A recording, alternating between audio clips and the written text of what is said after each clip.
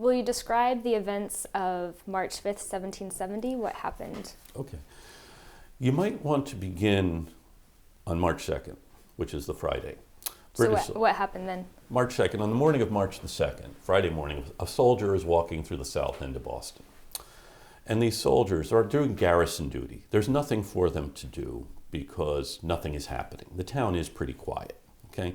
There had been this trouble between a customs informer and the crowd, a big funeral. People were kind of upset about that. The soldiers were here.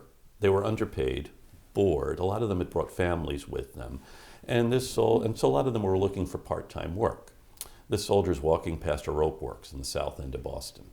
And one of the rope working was a hard occupation. It was an unskilled occupation. So the guys who were rope workers were guys who really weren't capable of doing anything else. It's not a job you go to school in order to become a rope maker. But Boston, because it's a maritime port, needs a lot of rope. So these rope workers are standing there, and one of them yells to the soldier, "Hey, are you looking for a job?" And he says, "Sure, I could use a job." And the rope worker says, "You can clean the house." And the rope workers think that's pretty funny. And they all laugh, and this guy feels like he's insulted, which he has been. Mm-hmm. So he punches this guy, overlooking the fact that there are about a dozen rope workers standing around, and they start pummeling this soldier. Now, he gets away, goes back to the barracks, comes back with a dozen of his buddies, and now they go at it with the rope workers. And the rope workers beat them. That is, these soldiers aren't as tough as these rope workers. But then these soldiers get away, but then what you see over the next couple of days is sporadic violence between soldiers and rope workers all over Boston. And on the morning of Monday, March 5th, someone posts a notice saying, "Citizens of Boston, stay off the streets if you know what's good for you. Signed, Soldiers of His Majesty's 14th and 29th Regiments." We don't know who posted this, probably not the soldiers. That night at about 7 o'clock, a crowd gathers in front of Faneuil Hall, which is where the town meeting happened. First floor was there are livestock pens. And people remember the sound of the livestock pens inside being torn apart as now, again, it's kids, schoolboys, making clubs and things. And outside, this crowd is growing because they're going to go attack the British barracks at Brattle's sugar warehouse at Brattle Square. And a guy named Joyce Jr. exhorts them. He's wearing a red cape and a white wig, and he's talking about justice and so on. It's very dramatic. It is very dramatic. And then this crowd moves up to attack this barracks. Like, these guys are attacking a British barracks. Fortunately, there's a fence around it, and the soldiers are standing out front trying to throw things back as this crowd is throwing things over the fence, trying to hit these guys. Now, Colonel Thomas Goldfinch comes along on the scene, and this isn't his unit. But Goldfinch sees this is a bad situation, and he immediately sizes it up. He tells the soldiers, go inside. Once they don't have people to throw things at, they'll lose interest and move on. So they do, go inside. And Goldfinch had told his men, don't go out on the street wearing uniforms because then you'll be a target.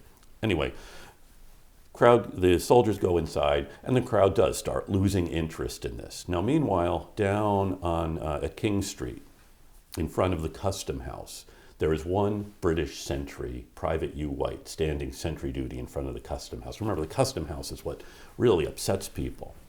A couple of apprentices come along. Here's one British soldier. So they start insulting him, calling him names. You bloody back, you bloody lobster back. Who wants to buy lobsters, other things, getting closer to him. And more kids start gathering, apprentices, 14, 15 years old.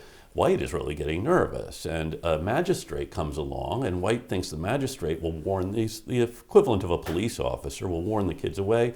And the magistrate, who's about 70 years old, says, oh, they're only boys. And he moves on. So White's surrounded by these kids, and Colonel Goldfinch walks through the square, having just told the soldiers at the barracks to go inside. And one of these kids is the apprentice to a barber, and the barber has dressed Colonel Goldfinch's wig. So the kid says to Goldfinch, you didn't pay the barber's bill. Well, Goldfinch has the receipt in his pocket. He knows he paid the bill, but he's a British officer. He doesn't get into arguments with urchins in the street, so he just keeps walking. And then the kids turn on this sentry. Your colonel is not a gentleman. Well, what does that make you if the colonel's no gentleman? He doesn't pay his bills. And White says, I am sure the colonel is a gentleman. And these kids are getting closer and closer. And finally, that one comes too close, and White pushes him just enough. The kid falls to the ground. And just at that moment, this crowd that had been attacking the barracks comes around the corner. And what do they see? They a soldier. Pushing down a child. A child. Now the crowd converges around White. And they are really angry because now they have a target. He's not protected by a fence. Someone goes and warns Captain Thomas Preston, who's in another barracks, that this guy's about to get killed. So Preston gathers some soldiers, and their idea is we'll march down King Street and pick up White. He'll fall in with us. We'll march back to the barracks, and everyone will get off the street. Simple plan. That was a simple plan. They get down in front of the barracks. They have to push their way through the crowd. People remember, suddenly there's a bayonet in your back and you move aside. They form a path through this crowd. They get to the front of the custom house, and the crowd converges around them, and they're trapped. Now, someone's gotten into the first church and started ringing the bell, which is the signal for fire. You hear the fire bell, you come out to help put it out. So people are coming out on the street yelling, where's the fire? Where's the fire? They see a crowd down here, so this crowd is growing. Meanwhile, at the front of the crowd, people are yelling at the soldiers, why don't you fire? You don't dare fire. And you don't dare fire because you're a coward. But also legally, they know the soldiers can't fire. British soldiers cannot fire at an unarmed crowd until someone has read the Riot Act, proclaiming this is an illegal gathering. And it can't be an officer. It has to be a magistrate. A civilian official has to say, this is an illegal gathering, and you folks gathering here illegally have to disperse within an hour. So the soldiers knew that. Did the crowd know that? Yeah, the crowd definitely knew that. The last magistrate who was here said they're only boys, and he took off. Did it embolden the crowd? Sure. Maybe someone's going to come along and read the Riot Act, but then we still have an hour. That's a long time. So everyone knows that. And they're yelling at the soldiers, why don't you fire? You don't dare fire. They're throwing to people remembered the sound the rocks made rattling off the soldiers' guns. Now imagine you have 8 guys standing here holding these guns in front of them. How many rocks you have to throw to make the rattling sound? Though a lot more rocks are hitting the soldiers. Wow. Rocks, we romanticize, they were throwing snowballs. They were throwing rocks. They were throwing oyster shells. And chunks of ice, anything. Plus these clubs they had torn out of Faneuil Hall. So the soldiers really felt threatened, and they were threatened. They're under attack. Yeah, they thought they're going to get killed. And in fact, at the front of the crowd, Crispus Attucks, he had been a slave, he had become a sailor. And by the way, in the 18th century, Samuel Johnson, the British author, said the only men who go to sea are those who cannot contrive to get themselves into prison. So here you have Attucks and Caldwell, who are in this crowd, are both sailors. They're rope workers. These are tough guys in this crowd who don't really have roots here, and they're okay with making a fight. Oh, sure, yeah. In fact, someone remembered, one of the witnesses remembered, he was standing on the street, and about a dozen of these big guys come by, led by Crispus Attucks, who's carrying 2 clubs, and he hands this guy one of the clubs and says, let's go get him. That is, they are ready to have some fun here, attacking these soldiers.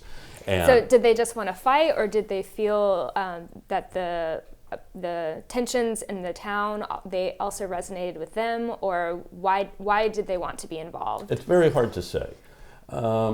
It's very hard to say what. We still have riots, and it's hard to tell what people want, how you can get a political meaning out of this. I think these soldiers were under attack, and these folks who had gathered were ready to beat them up, and they knew they could do this, and the town would approve of it. So it's a sanctioned mob attacking these soldiers, and that gives you a great deal of power if you know the magistrate's not going to come along. You're not going to get these are the forces of law here that you're able to attack, and the town seems to be happy with this. So anyway, Attucks is grabbing Private Montgomery's gun, and someone throws a club through the air that hits Montgomery in the side of the head. He stumbles down, and he gets up, and he says, God damn you, I will fire. And he does.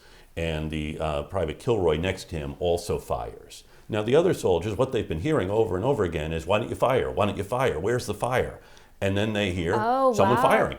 They think they've been ordered. They think they might have missed fire as the order, so they fire. Then Captain Preston shouts, "Why did you fire?" And some of them only hear that last word. Mm-hmm. Now, by this time, Attucks is dead, Gray is dead, Caldwell is dead. Patrick Carr actually had been leaving. He was from Ireland. He had seen lots of mobs in Ireland, and he knew it never ended well. And so he was actually on his way home. He had actually been carrying a sword around all weekend to protect himself. And Samuel Maverick, who was an apprentice, also was on his way home. The second volley hits him as in the back. It ricochets off a building. And half a dozen other people are wounded. So you have these guys dead, crowd gathering. Thomas Hutchinson, the lieutenant governor, comes on the scene and says to Captain Preston, "Why did you fire?" And Preston doesn't recognize him, thinks this is just another of these hooligans, and said, "I thought we were under attack." And it's none of your business. And Hutchinson said, "You better know what you were doing." And then Hutchinson goes into the townhouse, the old state house, climbs out on the balcony and tells people to go to their homes. He said, "The law will have its course. I will live and die by the law." And he tells Preston, "Get your soldiers into the barracks," which Preston does. And early the next morning, after Hutchinson spends the rest of the night hearing witnesses as to what happened, and before the sun is up, he's given the order to have Preston and the soldiers arrested for murder. Wow. So that's what happened on March the 5th.